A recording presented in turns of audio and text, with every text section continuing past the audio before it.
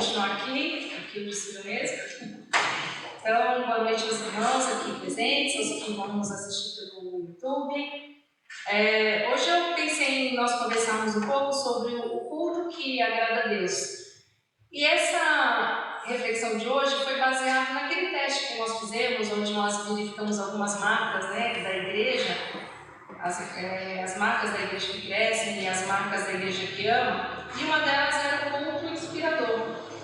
E daí a gente fez a avaliação, mas eu achei que valia a pena a gente lembrar o que o autor fala, a que ele está se referindo quando ele usa essa expressão culto inspirador. Porque se a gente não sabe o que é, pode ser que a gente avalie muito bem e não está tão bom assim, ou ao contrário, pode ser que a gente avalie mal, e porque a gente tem uma expectativa do que seja um culto inspirador. Então eu pensei de nós refletirmos sobre isso nessa noite, de uma forma muito simples mesmo, não tenho intenção de fazer um estudo aprofundado, até porque o meu conhecimento e a minha experiência não me permite isso, mas de compartilhar um pouco com os irmãos o que a gente tem aprendido sobre esse tema e o que Deus foi colocando no meu coração.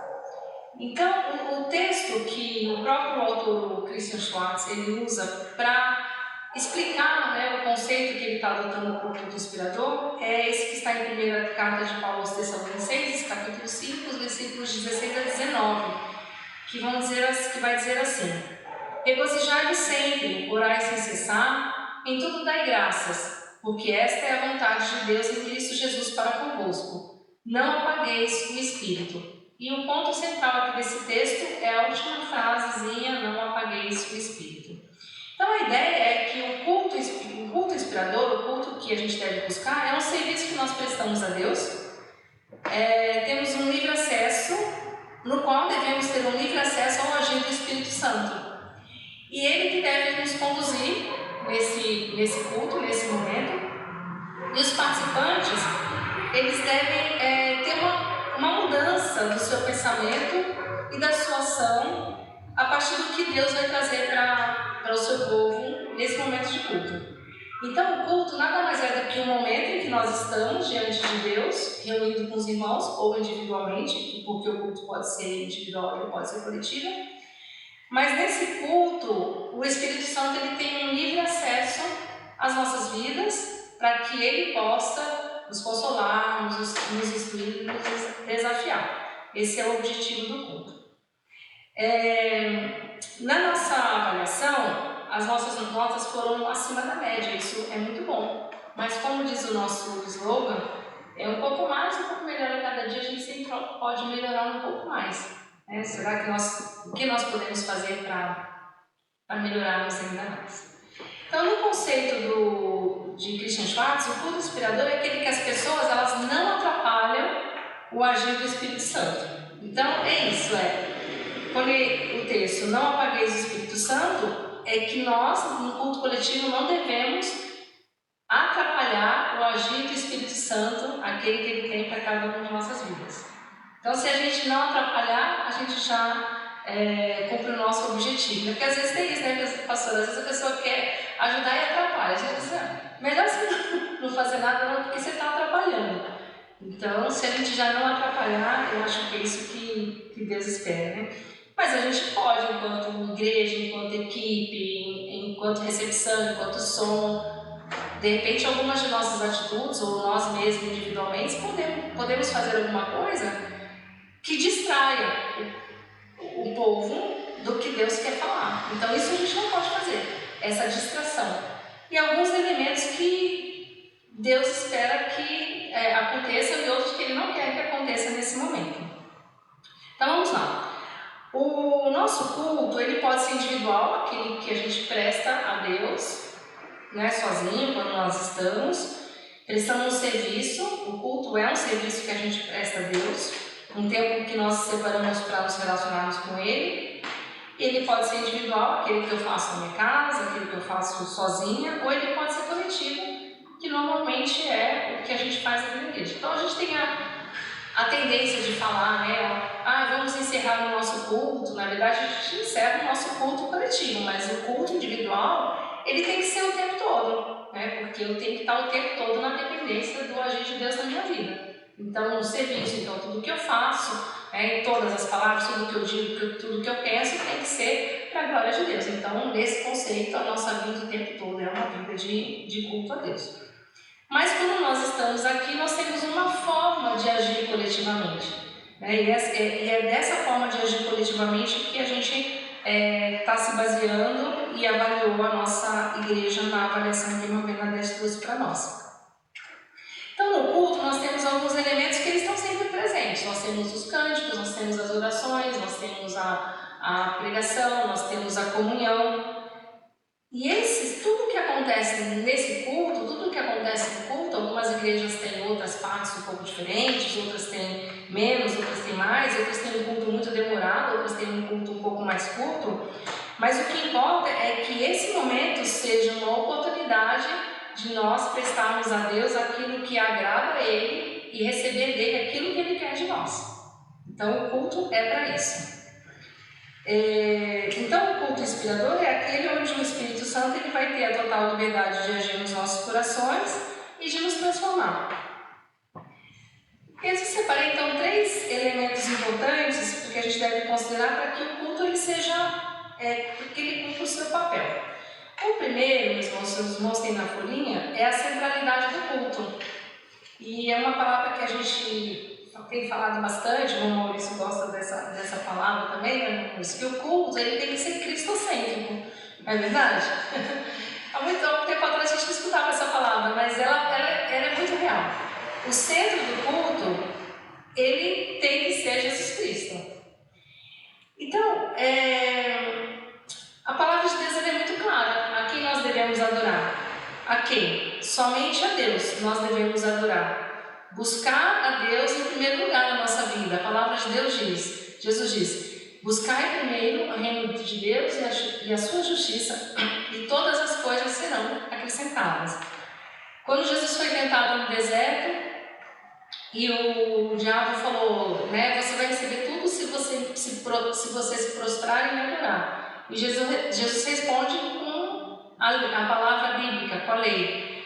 A palavra já diz, adora ao Senhor teu Deus e sirva somente a Ele. Adorarás ao Senhor teu Deus e somente a Ele servirás, somente a Ele prestará culto.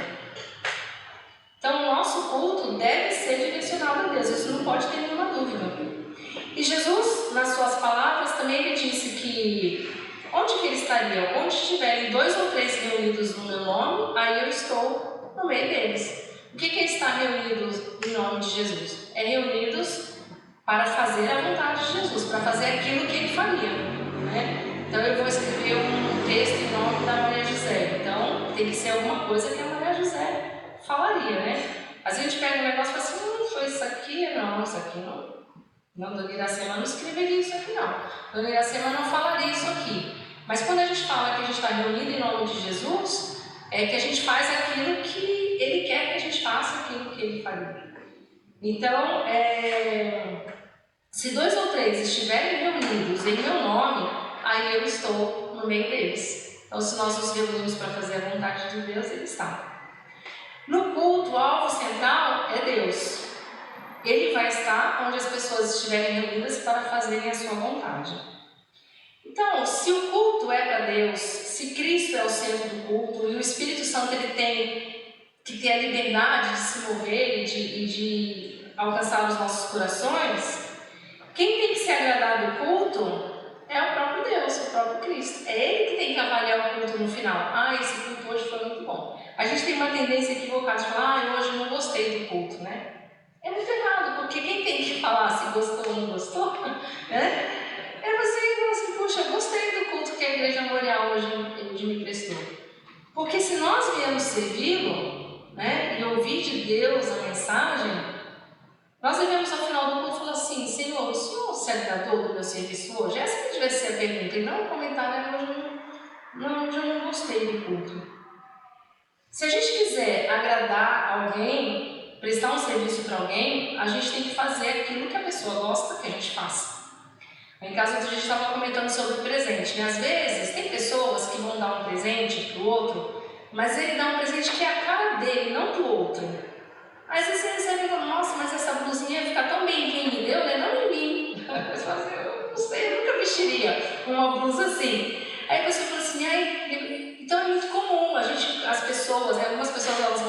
presente, elas compram o que elas comprariam para ela e não para o outro. Mas quando eu vou comprar um presente para alguém e eu quero agradá-lo, eu tenho que pensar, né? Então, né, o pastor André gosta de blusa assim. Não, o pastor André nunca viu o pastor André de blusa polo. Tem gente que dá blusa assim que nunca viria, né? Os irmãos vão ver o meu pai, por exemplo, de marrom. Ele não gosta de usar roupa marrom. Então, né, pai? Marrom já sou eu. Eu não ia falar esse detalhe, mas ele já fala isso, né? Que marrom já é ele. Então, se alguém quer dar uma blusa, uma roupa que agrade, não dê marrom, porque você já viu ele de marrom? Não, porque ele agora já explicou por quê, né? Mas, às vezes a gente faz, então se eu quero agradar o pastor Elias, eu vou dar, por exemplo, um pudim. Certo? Se eu quiser agradar o pastor André, farofa, gente. Dá uma baciada de farofa. Não, pastor André, acertei? O pastor Edson hoje não está, mas eu ia falar, sabe o que você tem que dar para o pastor Edson, se quiser agradá-lo? Você já sabe? Canjica. Dá uma canjica bem caprichada. Irmão Maurício também, né, irmão Maurício? Uma canjica. Então, a gente, se quiser, por mais que eu não goste de canjica, eu não gosto de farofa, eu não gosto de pudim, se eu quiser agradar aquele quem vai receber, é isso que eu tenho que fazer. A irmã Maria José ela não pode comer glúten, mas ela, por amor ao outro, ela traz um bolo, ela traz uma torta, ela traz alguma coisa que vai agradar o outro. E o culto tem que ser isso. O que vai agradar a Deus? Como que Ele vai ficar feliz com o meu serviço? O que vai deixá-lo assim? Puxa, esse presente que hoje o irmão Maurício me trouxe, esse serviço que ele me fez, eu gostei muito, eu aprovei. Então, quando a gente presta um culto, eu tenho que lembrar quem é o centro, quem que está recebendo, que é o nosso Deus, né, a quem a gente chega por meio de Jesus Cristo, e deixa o Espírito agir livremente nas nossas vidas para que Ele possa nos instruir, para que Ele possa nos consolar, para que Ele possa nos desafiar. Então, se eu saio e falo assim, o culto hoje não foi bom, é porque talvez a gente não tenha prestado atenção, não é? O que Deus estava querendo de mim naquele culto. Uma outra questão, outro item que eu achei que era importante a gente lembrar, porque a gente já sabe isso, é que para que esse culto ele possa cumprir o seu papel, o seu objetivo, a postura e o coração dos que estão presentes no culto, elas vão fazer toda a diferença. Como que eu me porto, qual é a minha postura e como está o meu coração.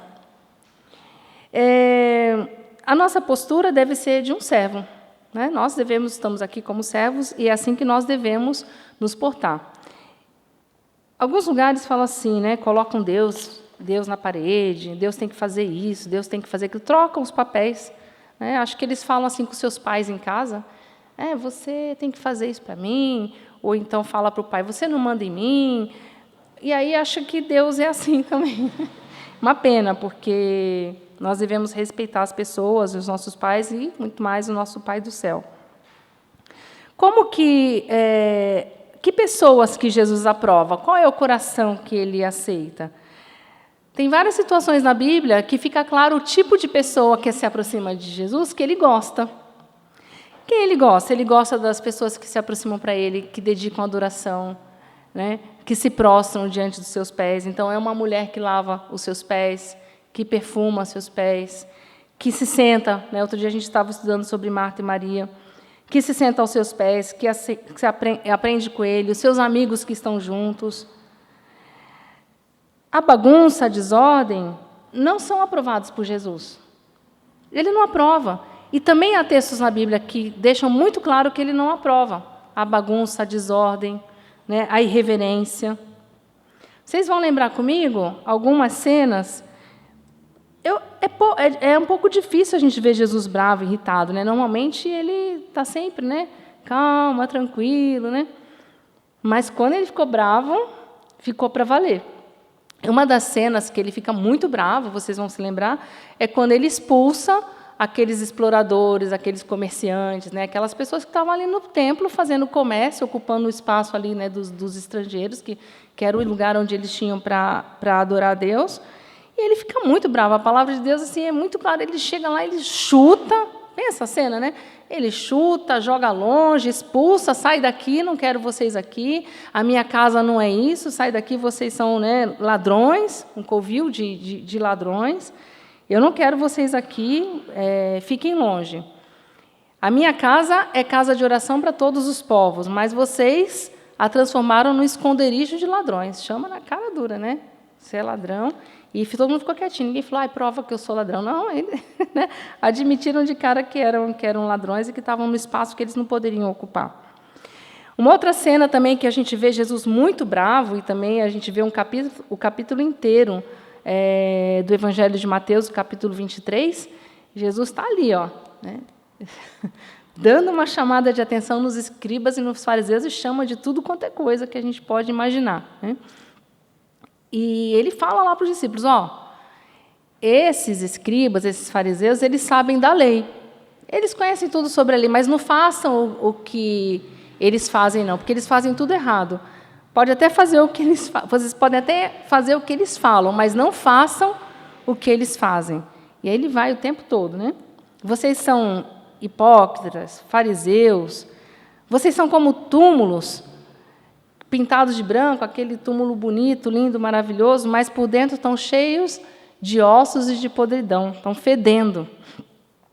Vocês até parecem pessoas boas, mas por dentro vocês estão cheios de mentiras e de pecados. Quem que Deus quer para perto dele?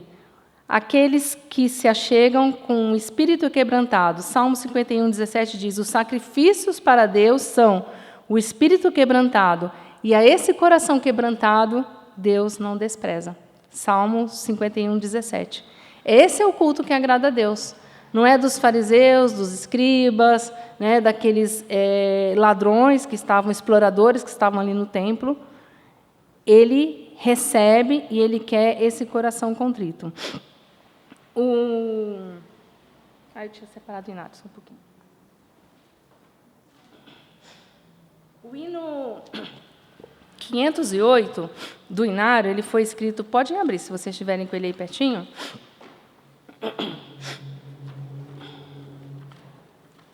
O hino 508 do Inário, ele foi escrito por achei que era um autor brasileiro. Não. Então, peguei a informação errada. Ele foi traduzido, na verdade, né, pelo Faustini, né, João Wilson Faustini, e ele diz uma verdade do que Deus não quer.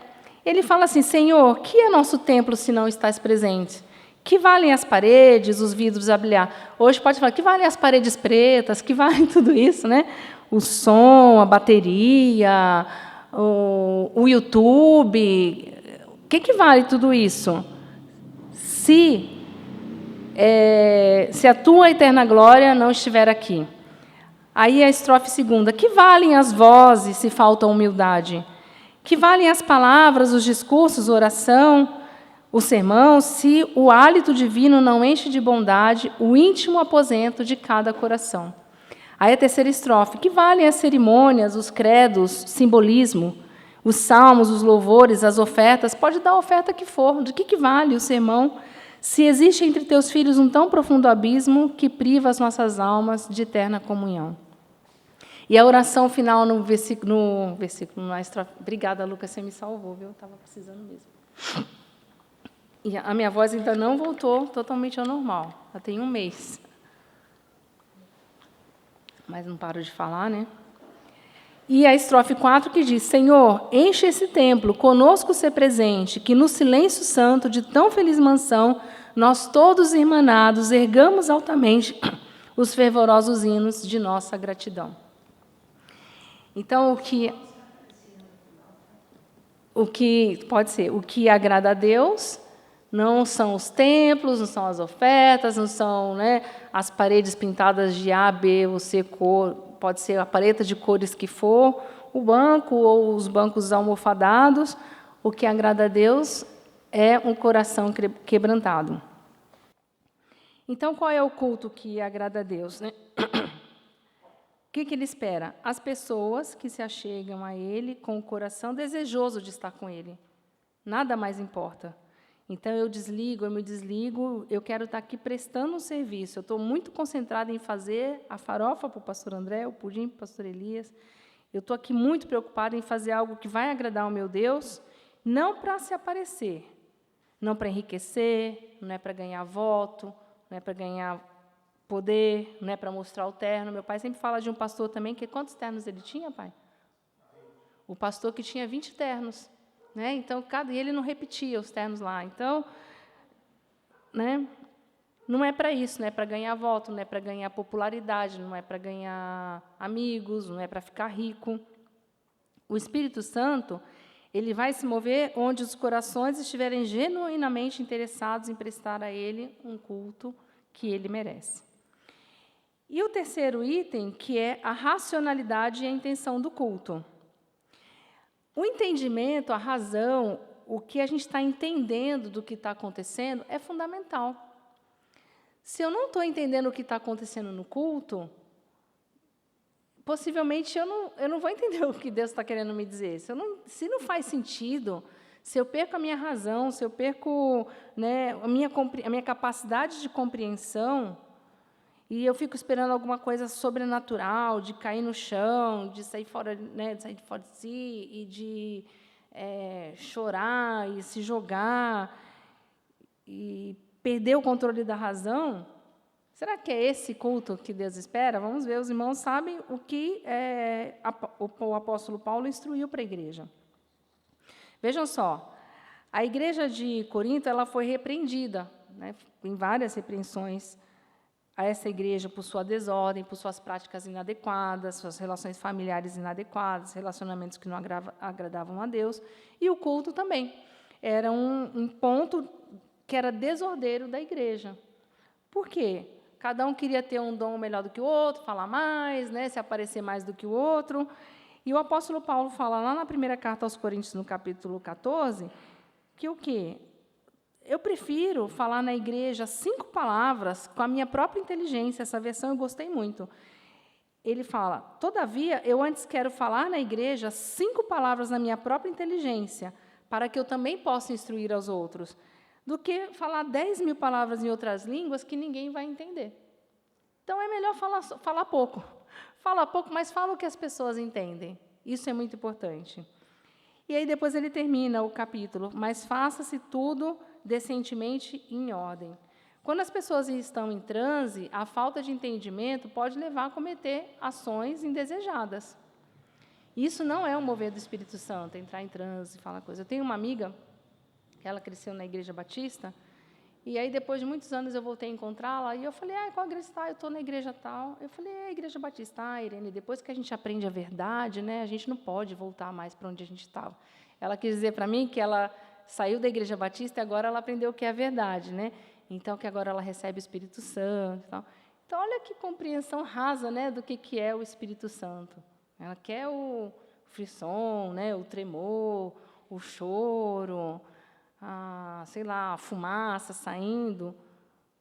Irmãos, não é isso que é o mover de Deus, o mover do Espírito Santo nas nossas vidas. O mover do Espírito Santo tem a ver com a forma como ele nos dirige, como eu deixo ele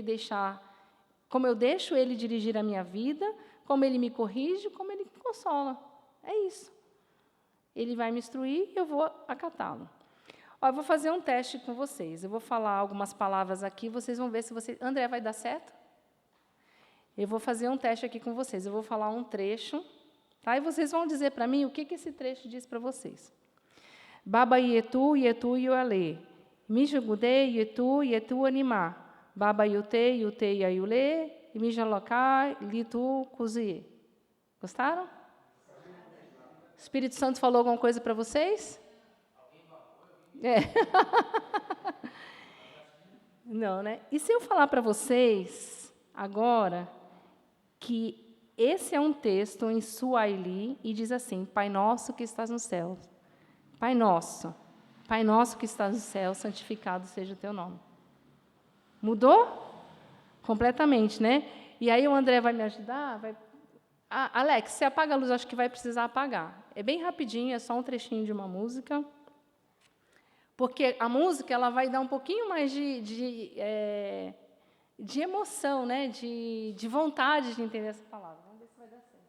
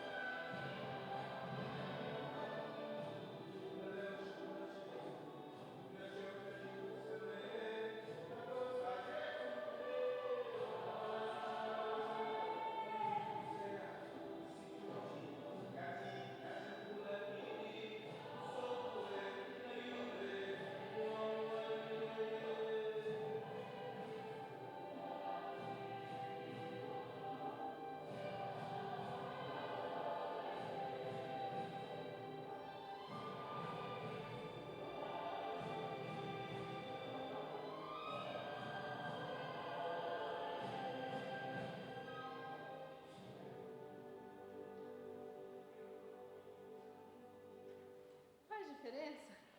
Se a gente só visse o vídeo sem entender a palavra, teria um sentido. Mas se a gente sabe que eles estão cantando Pai Nosso que estás nos céus, isso faz diferença, né? Isso é um entendimento. Se eu não sei o que está acontecendo, o que está se falando, como que a gente vai entender? E aí o apóstolo Paulo fala: rogo-vos, pois, irmãos, pela compaixão de Deus, que apresentei os vossos corpos em sacrifício vivo, santo e agradável a Deus, que é o vosso culto racional. É isso que ele espera, que o nosso culto seja racional. Esse é o culto que agrada a Deus, onde Ele é o centro, onde o nosso coração está disposto, a nossa intenção é verdadeira e a gente presta a Ele um culto que é racional, onde Ele pode falar aos nossos corações. O culto, então, para concluir, é um serviço que prestamos a Deus. O nosso papel, para que ele seja inspirador, é não impedirmos, com os nossos erros, manias, pecados, o movimentar de Deus. O apóstolo Paulo fala: não limiteis a movimentação do Espírito Santo. E o que limita são essas coisas nossas. É fundamental nós avaliarmos se o que nós fizemos agradou a Jesus e o que nós aprendemos nesse tempo que passamos juntos, em sua presença, vai modificar a nossa vida. Então, quando terminar o culto, não é assim: eu gostei desse culto hoje. Senhor, o Senhor gostou do que eu te prestei hoje? Eu aprendi isso, eu quero te agradecer porque hoje o Senhor me falou isso. Que o Senhor nos ajude a sermos uma igreja cujo culto seja cada vez mais o culto que agrada a Deus, um culto inspirador. Essa é a palavra, tá bom, meus irmãos? Muito obrigada.